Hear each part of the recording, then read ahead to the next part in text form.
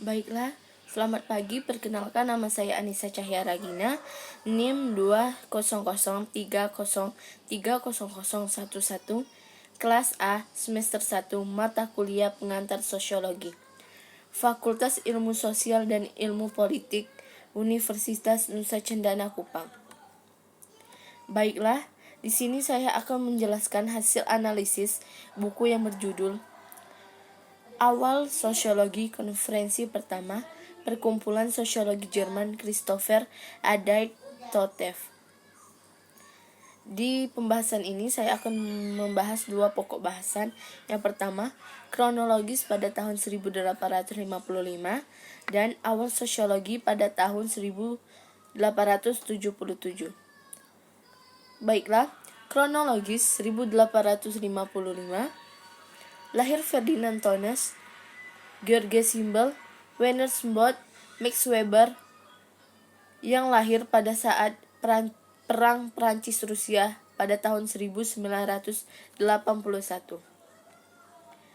Yang kedua, awal sosiologi pada tahun 1877 merupakan salah satu minat filosofis awal Tönnies adalah Nietzsche. Ia menceritakan bagaimana ia terpesona oleh karya-karya awal Nietzsche. Secara khusus, dia memperingatkan tentang air api yang mengandung yang di dalamnya terdapat spark Zarathustra. Karya ini selanjutnya sosiologi muncul termasuk Sociology Studies and Kritiken yang diterbitkan antara tahun 1925 dan 1929 dalam 3 volume dan 4 Liberson. Dalam 25 tahun pertama, hanya 750 eksemplar juga terjual. Tetapi pada edisi kedua mulai mengubahnya setelah Perang Dunia Pertama itu menjadi buku terlaris.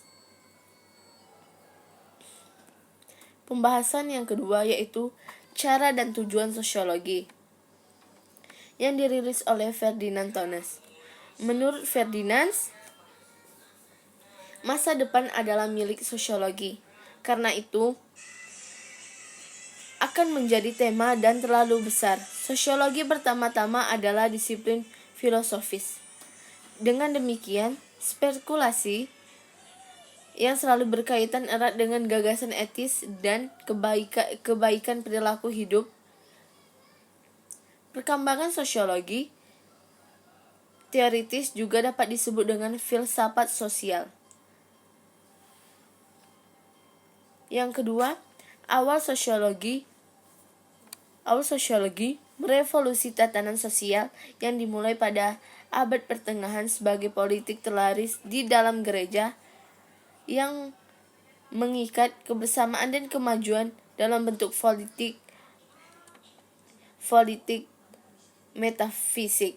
Adapun konsep-konsep awal sosiologi, yang pertama,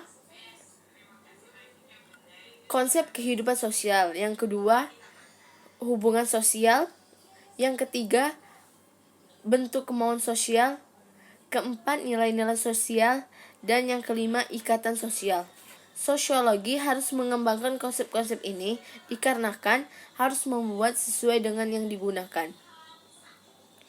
Pokok pembahasan berikutnya yaitu laporan bisnis Max Weber yang diikuti oleh sosiologi komparatif, surat kabar dan asosiasi.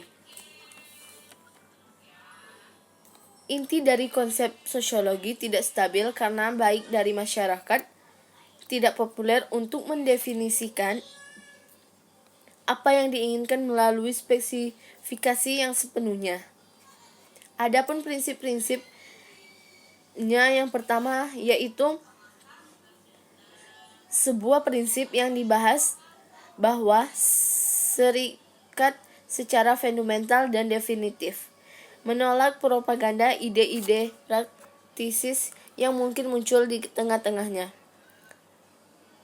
Dalam arti, ia harus berusaha untuk menarik garis tengah yang dicintai pendapat partai antara politik sosial politik, etika, dan estetika politik. Pokok bahasan yang